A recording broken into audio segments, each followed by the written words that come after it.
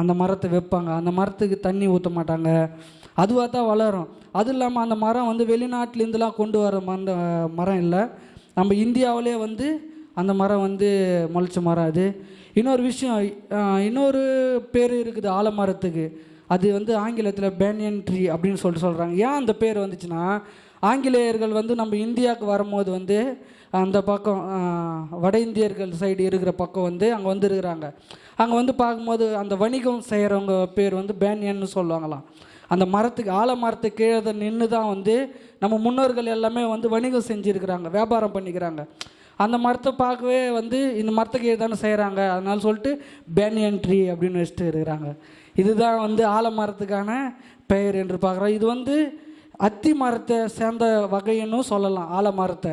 அது இல்லாமல் வந்து மெயினானது இது வந்து ஒரு தேசிய மரம் ஆலமரம். இது சொல்லலாம் இங்கே நிறைவே பெற முடியாது, டக்குன்னு என்ன பார்க்காதீங்க.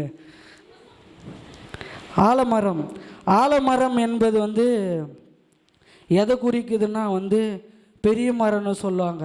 பெரிய மரத்து அவ்வளோ பெரிய மரமாக அது நிற்குதுன்னா அது காரணம் இது வேறு என்ன பண்ணுது, உறுதியாக இருக்குது. ஃபஸ்ட்டு வீடு கட்டுறப்போ கூட நான் எப்படி இருக்கணும், எது போடணும், பேஸ்மெண்ட் போடணுமா, என்னப்பா எப்பா உறுதியாக போடுப்பா, அப்போ தான் 3 அடி கட்ட முடியும் அப்படின்னு சொல்லுவாங்க. ஆனால் பேஸ்மெண்ட் சரியில்லைன்னா நம்ம எதுவுமே சரியிட முடியாது.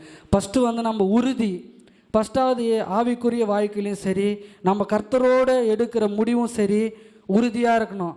2026 நான் கூட உறுதியான ஒரு முடிவு எடுத்தேன். ஆனால் நான் அதான் ஃபஸ்ட்டு மாதமே அந்த உறுதியில் நிலை நிற்க முடியல. ஏன்னா நம்ம உறுதியாக இன்றைக்கி இல்லாததுனால தான் இன்றைக்கி நம்ம நிறைய இடத்துல வீழ்ந்து போகிறோம். நிறைய இடத்துல வந்து நம்ப மாட்டோம் எதையுமே. அது கடவுளோட விஷயத்துலேயும் சரி, உறுதி இல்லைன்னா அது எப்போ செய்வாரோ இல்லை செய்யாமே போகலாம் அப்படின்னு வந்து நம்ம உறுதி இல்லாமல் இருக்கிறோம். நம்ம உறுதியோடு இருக்கணும்னா, வேதாகமத்தில் ஒருத்தர் உறுதியோடு இருந்த மனிதன், அவர் எவ்வளோ பேர் உறுதியாக இருந்தாங்க நான் பார்த்தேன். ஆனால் ஒருத்தரை மட்டும் பார்க்கும்போது என் கண்ணே கலங்கிச்சு. அவ்வளோ ஒரு உறுதியாக இருந்துக்கிறார் அவர் யாருன்னு பார்க்கலாமா? யோபு சரித்திர புஸ்தகம் 1ஆம் அதிகாரத்தில் அந்த மனுஷன் உத்தமமும் சன்மார்க்கமும் தேவனுக்கு பயந்து பொல்லாப்புக்கு விலகுமாய் இருந்தார். உத்தமன்னு பேர் எடுக்கிறதுக்கே ரொம்ப கஷ்டம் இப்போ இருக்கிற காலகட்டத்தில். ஏன்னா உத்தமன்னு பேர் எடுக்க முடியாது.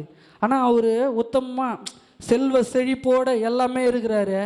அங்கே வைக்கிறான் ஒருத்தன், அவனுக்கு ட்விஸ்ட். அங்கே பாருங்கள், 7வது வசனத்தை வாசிங்க.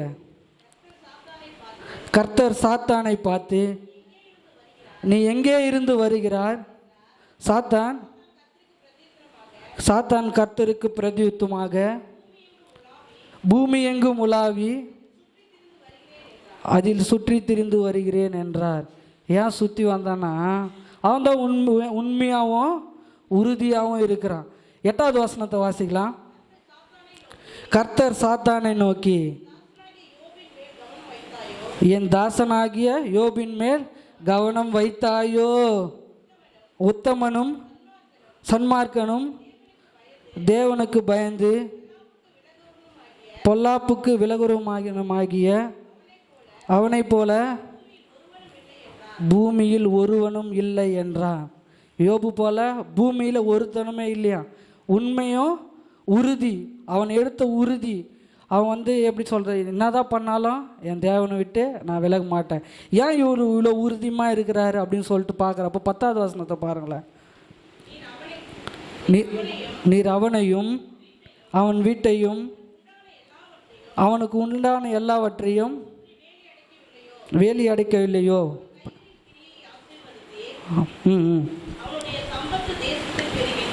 அவனுடைய சம்பத்து தேசத்தில் பெருவிட்டு இவன் சொல்கிறான். நீ அவனை ஆசீர்வதிக்கவே தான் அவன் இவ்வளோ செல்வ செழிப்போடு இருக்கிறான். நீ அவங்ககிட்ட இருந்து எல்லாத்தையும் எத்துப்பாரான். நீ உன்னை மறுநாளே அவன் உன்னை திட்டத்துக்கு ஆரம்பிச்சிருவான். இன்றைக்கி இருக்கிற கதையிலையும் அப்படி தானே இருக்குது. எல்லாம் வீட்டில் அண்ணன் தம்பிங்க எல்லாம் இருக்கும்போது கூட அவனை பார்க்குறாங்க, இவனை பார்க்குறாங்க, நல்லா பார்க்குறாங்க அப்படின்னு சொல்லிட்டு எல்லா குடும்பமாக ஒன்றா இருக்கும்போது இன்றைக்கி ஒரு நாள் குழம்பு ஏதோ ஒரு விஷயத்தில் இன்றைக்கி ஒரு நாள் செஞ்சுட்டு மறுநாள் அது செயல்னாவே முணுமுணுப்பாங்க. அவனுக்கு மட்டும் செய்கிற இவ்வளோ நாள் செஞ்சுது அவங்களுக்கு கண்ணுக்கே தெரியாது. அந்த ஒரு நாள் செய்யாது மட்டும்தான் கண்ணுக்கு தெரியும். 11வது வசனத்தில் பார்த்தோன்னா, ஆனாலும் உம்முடைய கையை நீட்டி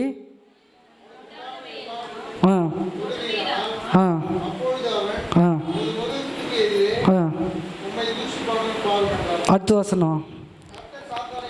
ஆ ம் ம் ம்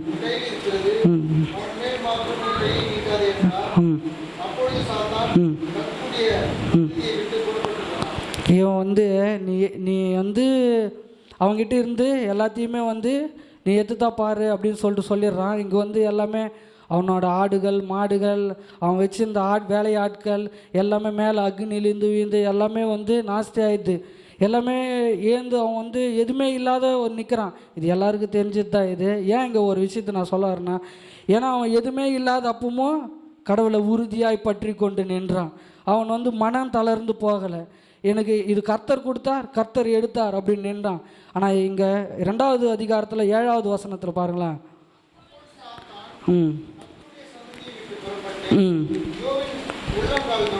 ம் ம் பாருங்க, அவனுக்கு வந்து கொடிய பருக்கிறனால் அந்த உடம்பு ஃபுல்லாக அவனால் எதுவுமே பருவ வந்துட்டு ஒன்றுமே பண்ண முடியல. அங்கே அடுத்த வருஷத்தில் அவன் வந்து ஓட்டையை எடுத்து தன் சுரண்டி கொண்டு சாம்பலின் உட்கார்ந்தார். எதுவுமே பண்ண முடியாத ஒரு சூழ்நிலை. எல்லாமே கை விட்டு போயிடுச்சு. வேலையாட்களும் சரி இறந்தவங்க சரி எல்லாருமே அவங்ககிட்ட இருந்து போயிட்டாங்க. அவன் வெறுமையாக நின்ன போது அப்போது சொல்கிறாங்க அவங்க மனைவி பாருங்களா அத்துது.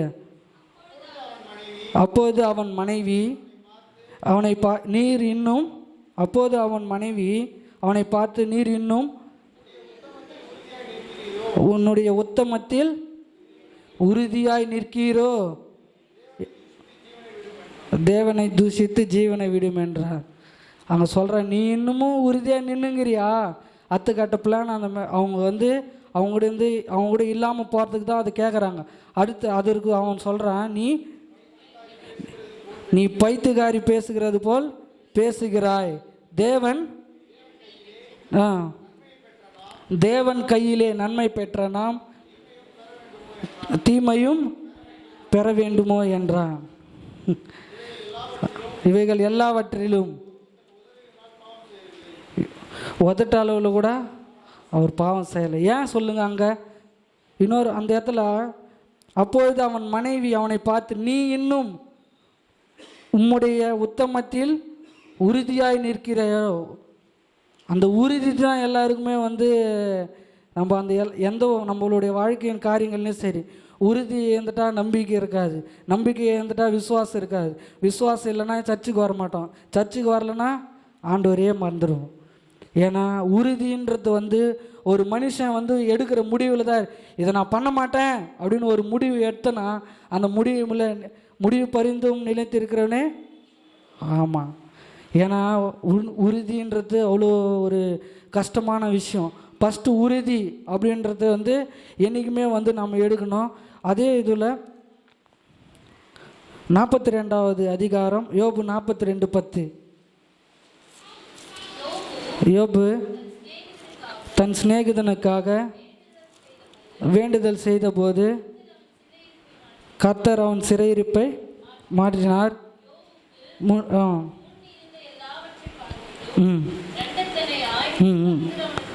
கந்தந்தர் இல்லைனா அவங்க ஒய்ஃப் சொன்னாங்க இன்னமும் உறுதியாக இருக்கிறதுக்கு என்ன சொன்னாங்க, செத்துடு அப்படின்னு சொல்லிட்டு சொன்னாங்க. ஆனால் யோபு வந்து அப்படின்னா சொன்னார், இது கர்த்தர் கொடுத்தார் கர்த்தர் எடுத்தார் கர்த்தருக்கு ஸ்தோத்திரம் சொன்னார். அவர் அன்னைக்கு உறுதியாக நின்னார். அவர் வந்து அப்பயே விலைக்கு போகிறதுனா விலைக்கு போயிட்டுலாம். ஏன் அவர் வேறு மாதிரி கூட கடவுளை பற்றி வேறு மாதிரி பேசிருக்கலாம். எது கொடுக்கணும் எடுக்கணும் இப்படி இருந்தோம் அப்படின்னு சொல்லிட்டு அவர் நினைத்திருக்கலாம். ஆனால் அப்படி இல்லை, கர்த்தர் கொடுத்தார் கர்த்தர் எடுத்தார்னு விட்டார். 12வது வசனம், கர்த்தர் யோபுவின் முன்னிலைமை பார்த்து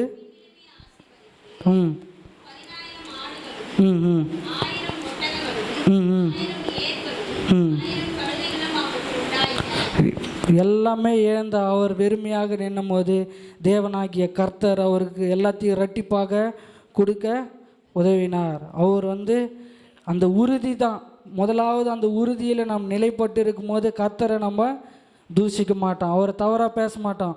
அவர் இன்னமும் இதை செய்யாதுக்கிறாரு, எப்போ செய்வார், அவர் கண்ணு இல்லையா அப்படின்னு நம்ம கேட்குறப்போ இதை நம்ம ஞாபகப்படுத்தி பார்க்கணும்.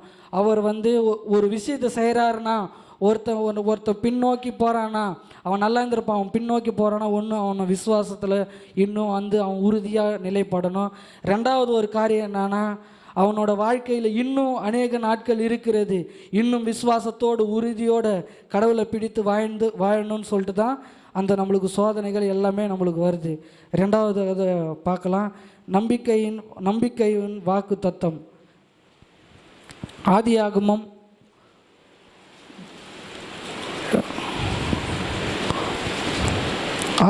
39வது அதிகாரம் 2வது வசனம். கர்த்தர் யோசேப்போடு இருந்தார்,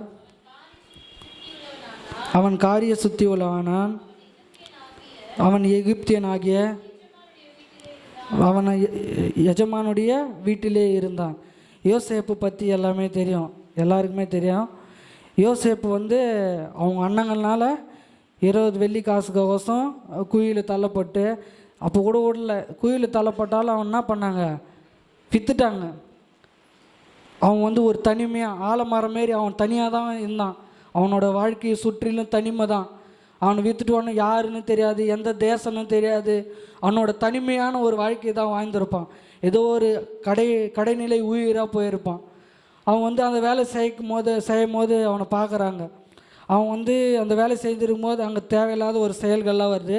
அவனை வந்து சிறையில் எடுத்து போடுறாங்க. சிறையிலையும் போட்டு அவன் உறுதியாக இருந்தான். நம்ம எப்படினாலும் இருப்போம் அப்படின்ற உறுதியில் இருந்தான். ஏன்னா அடுத்தபடியாக வந்து என்ன பண்ணுறான்னா,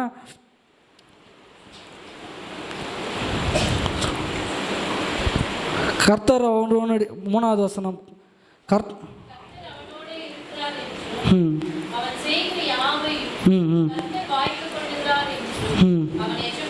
அவன் எஜமான் கண்டு, எஜமானுக்கு சொப்பனம் வருது. அது வந்து விளக்கிறதுக்கு யாருமே இல்லை. யாரு கூப்பிட்றாங்க, அப்போ யோசேப்பு கூப்பிட்றாங்க. யோசேப்பு போய் அதை வந்து விளக்குறாரு. இது மாதிரி அவர் கண்டது எல்லா இதுக்கும் வந்து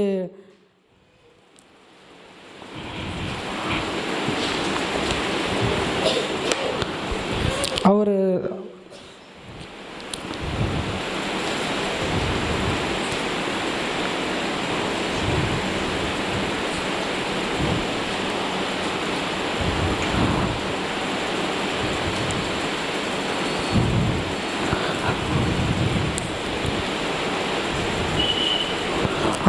அவரோட வாழ்க்கையில் அவங்க அண்ணன் தம்பி எல்லாருமே வந்து அவர் வந்து காசுக்காக வித்துடுறாங்க.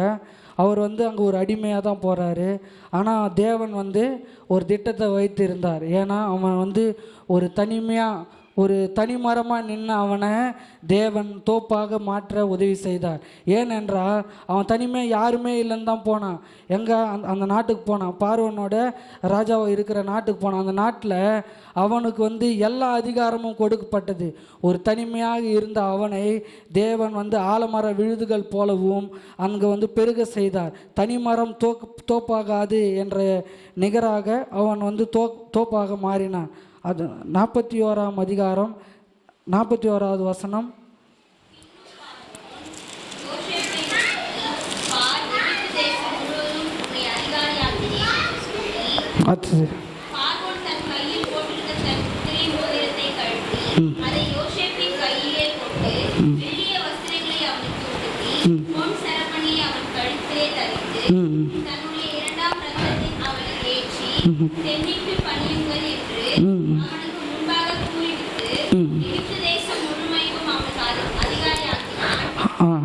பின்பு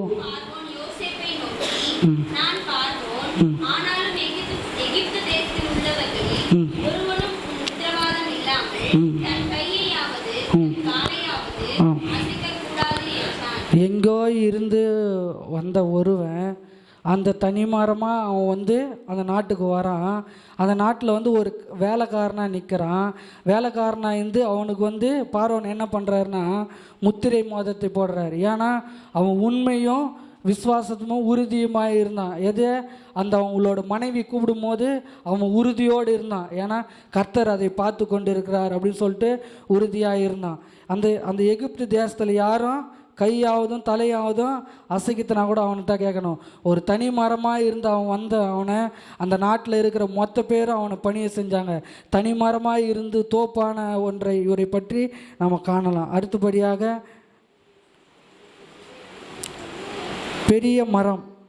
பெரிய மரன்றது யாரை பற்றி பார்க்கலான்னா, தானியேல் 4ஆம் அதிகாரம்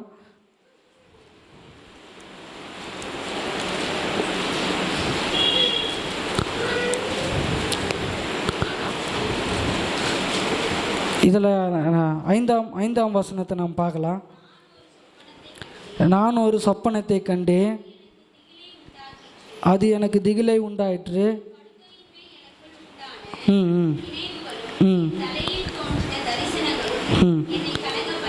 என்ன இதோட நிறுத்துங்க. இங்கே நேபுகாத் நேச்சர் அப்படின்னு ஒருத்தர் இருக்கிறாரு. அவர் பெரிய ராஜா. அவர் பாபிலோன் ராஜ்யத்தில் சக்தி வாய்ந்த ஒரு ராஜா. அவருக்கு அரசியல் அறிவும் கட்டிடக்கலையில் அவர் வல்லவராக இருந்தார். இன்னொரு விஷயம் என்ன சொன்னதுன்னா, அவர் அந்த சாத்ராக் மேஷாக் ஆபேத் நேகோ அவங்களோட சிலையை வணங்க சொல்லி இவர் தான் கட்டாயப்படுத்தினது. நீங்கள் அந்த சிலையை நீங்கள் வணங்கணும் அப்படின்னு சொல்லிட்டு கட்டாயப்படுத்துது. அப்போ தான் அவங்க அந்த செங்கல் சோலை அந்த இதுவில் போகிறாங்க. அப்போ அவரோட முடியும் கருகில் அவங்களோட மேலே அந்த சாம்பலே இல்லை. அதுக்கு இவர் தான் நீங்கள் அதை வணங்கலைன்னா நான் உங்களை தூக்கி போட்டுருவோம் அப்படின்னு சொல்லிட்டு சொன்னது இவர் தான். இவர் பயங்கரமான ஒரு ராஜா, ஒரு கடுமையான ராஜா. அது மட்டும் இல்லாமல் அந்த நாட்டில் இருக்கிறவங்க யாரெல்லாம் தரிசனம் பெற்றவர்களோ, யாரெல்லாம் ஞானவானோ அவங்கள எல்லாரையும் சீக்கிரமாக அழிக்கணும்னு சொன்னவர் இவர் தான். யார்? இவர் நேபுகாத் நேச்சர். அவர் அவ்வளோ ஒரு கடுமையான ஒரு பெருமை கொண்டவர். அவர் பெருமை ரொம்ப அதிகமான நான் தான் இந்த இதுக்கு எல்லாத்துக்கும் இதுவாக இருக்கணும், பெரிய ஒரு சாம்ராஜ்யமாக இருக்கணும் அப்படின்னு சொல்லிட்டு அவர் பெருமையாக இருந்தார். ஒரு நாள் அவர் கனவுல என்ன வருதுன்னா பார்க்கலாம் இருங்க. நான் ஒரு சொப்பனத்தை கண்டேன், அது எனக்கு திகில் உண்டாகிற்று. 6வது வசனம். ஆகையால்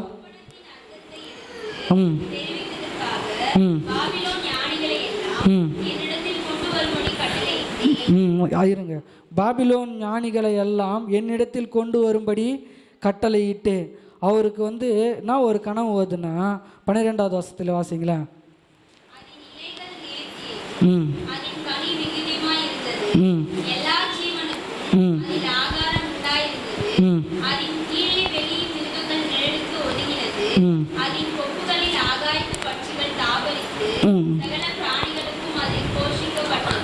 பதினொன்றாவது, அந்த விருட்சம் வளர்ந்து பலத்து தேசத்தின் எல்லை பரியந்தமும் காணப்பட்டதாக, அதன் உயரம் வானம் பரியந்தமும் எட்டது. அவர் கனவுல ஒரு மரம் வந்துச்சான். பறந்து விரிந்த மரமும் வானத்தை தொடுகிற ஒரு மரமும் போல கனவு வந்துச்சான். அந்த கனவுக்கு விளக்கம் கொடுக்கறதுக்கு யாரையோ பெரிய பெரிய ஞானவான்கள், 7வது வசனத்தில் சாஸ்திரிகள், ஜோதியர்கள், அப்புறம் குறி சொல்லுகிற எல்லாம் நிறைய பேர் அந்த கனவு அந்த கதை அந்த கனவுக்கு விளக்கம் கொடுக்கறதுக்கு தேடினாங்களாம். யாருமே அந்த கனவுக்கு விளக்கத்தை கொடுக்க முடியல. இதே மாதிரி தான் இயேசுவோட அவனுக்கு கூட அவங்களுக்கு பார்வோன் ராஜாவுக்கு கனவை விளக்கம் கொடுக்கறதுக்கு யாருமே இல்லை. யோசேப்பு கொடுத்தார். இந்த இடத்துல அதுமாரி ஒருத்தர் அந்த கனவுக்கு ஒருத்தர் விளக்கத்தை கொடுக்கறதுக்கு வராரு. அவர் யாருன்னு பார்த்தோன்னா, இது 8வது வசனத்தை வாசிக்கலாம்.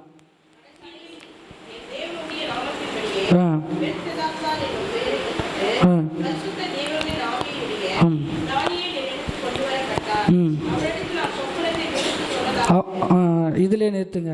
இப்போ தானியேல் தான் சாவடிக்கணும்னு சொன்னவனை தான் இன்னைக்கு விளக்கம் கூட்டணும். அந்த கதைக்கு சொப்பனத்துக்கு விளக்கம் கொடுக்க கொண்டு வர்றார்.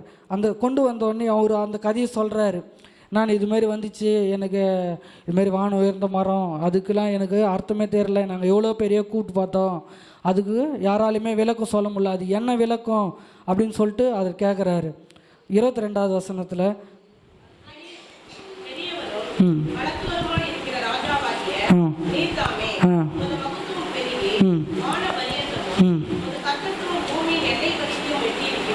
அடுத்தது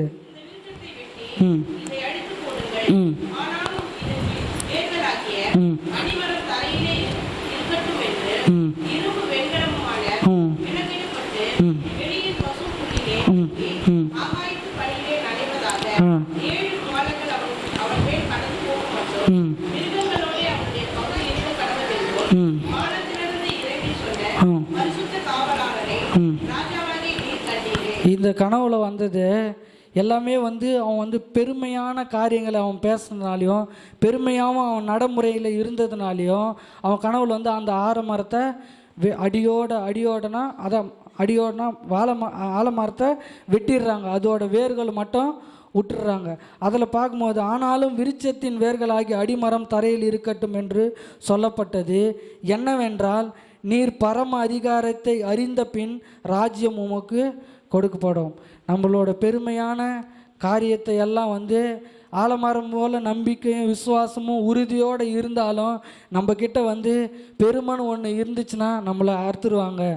நம்ம வந்து ஆலமரம் எவ்வளோ நீ வேர் ஊன்றி இருந்தாலும் பெருமையான ஒரு காரியம் நம்ம செயல்களிலையும் நம்ம மனதிலையும் யாருன்னா நம்ம மகிமைப்படுத்தணும், நம்ம பெருமைப்படுத்தணும் அப்படின்னு சொல்லிட்டு நீங்கள் எதிர்பார்த்தாலும் உங்களுக்குள்ளே இருக்கிற பெருமையான காரியங்கள் நமக்கு வந்தாலும் மரம் வந்து அது ஆலமரமாக இருந்தாலும் சரி நம்ம வெட்டி எரிப்படும். ஆனாலும் தேவன் வந்து நம்ம இப்படி இருந்தாலும் நம்மளை வந்து மன்னிக்கிறவராக இருக்கிறார். ஆனால் அது மட்டும் இல்லாமல் அதுக்கு முன்னாடி இந்த வார்த்தை 31வது இந்த வார்த்தை ராஜாவில் வாயிலிருந்து இருந்தபோதும் வானத்திலிருந்து ஒரு சத்தம் உண்டாகி, ராஜாவாகிய நேபுகாத்நேசரே, ராஜ்யபாரம் உன்னை விட்டு நீங்கிற்று. எது பெருமையாக பேசுறதுனால்தான் அந்த ராஜ்யபாரம் அவனை விட்டு நீங்கிட்டு. ஆனால் அவன் சொல்கிறான் அதுக்கு முன்னாடி ஒரு வார்த்தை, இது என் வல்லமையின் 30வது இது என் வல்லமையின் பராக்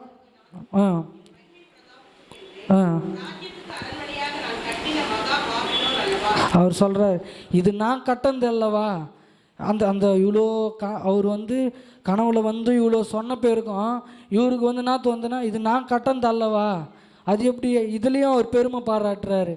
அதனால் இவருக்கு வந்து நான் நடக்குதுன்னா 33வது அதிகாரத்தை 33வது வசனத்தில் அந்நேரமே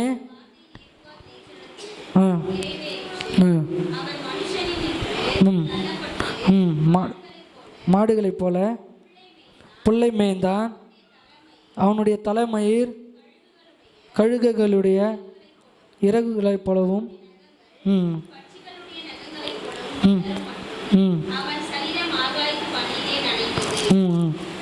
அந்த நாட்கள் சென்ற பின்பு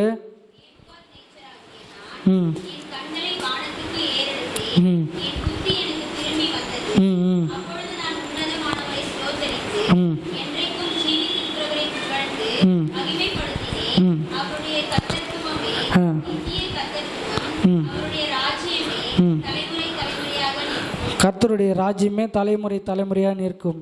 நம்ம பெருமை பேசினாலும் என்ன பண்ணாலும் நம் தேவனாகிய கர்த்தர் நம்மளை மன்னிக்க அவர் ரெடியாக இருக்கிறாரு. அவன் வானத்தை நோக்கி ஏறெடுத்து பார்த்து அவன் செய்தது எல்லாம், அதுக்கு முன்னாடி வசனத்தில் நிறைய மாடுகளை போலவும் புல்லை மேய்ந்திருக்கிறான், தலைமயிர் கழுகுகளை இறகுகளைப் போலவும் அவனுடைய நகங்கள் பச்சிக்கும் நகங்களை போகும் இவ்வளோ எல்லாமே அவனுக்கு வந்துச்சு. இருந்தாலும் கொஞ்ச காலம் கழிச்சு, அது 7 வருடங்கள் சொல்கிறாங்க, அது கழித்து வந்து அவன் வந்து வானத்துக்கு நேராக ஏறி நான் பேசுனது தப்பு தான். ஆனால் அவனோட தப்பு உணரும் போது 37வது வசனத்தில் ஆகையா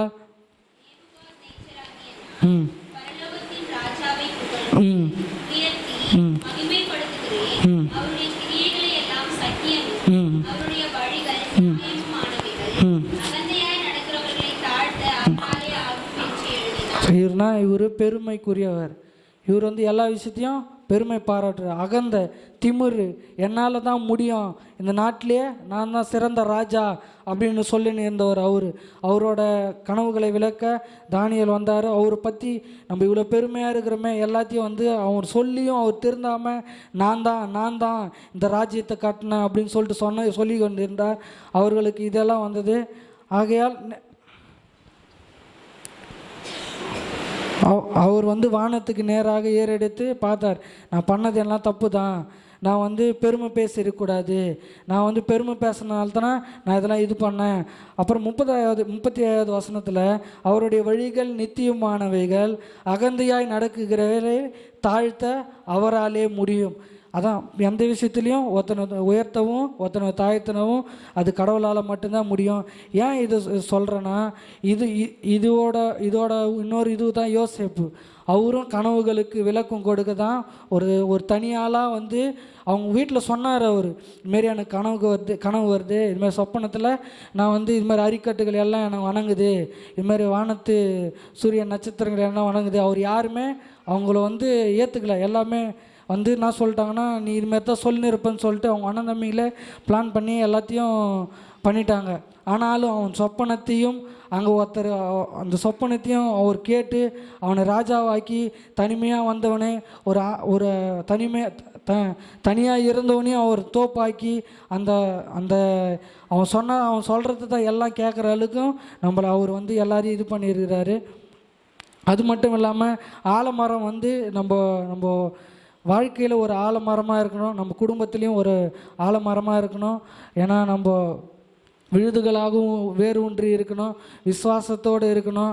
அது மட்டும் இல்லாமல் இன்றைக்கி எவ்வளோ பேர் வந்து உறுதியாக இல்லாதனால்தான் எவ்வளோ பிரச்சனைகள் இன்றைக்கி நம்ம வந்து நம்மளோட ஆவிக்குரிய வாழ்க்கையிலையும் சரி எல்லாத்துலேயும் நம்ம வந்து மெயினாக உறுதியும் விசுவாசமும் அது மட்டும் இல்லாமல் நம்பிக்கையோடு இருக்கணும். நம்ம எல்லாருமே நம்ம வாழ்க்கையில் உறுதியாக இருக்கணும்னு சொல்கிறேன்.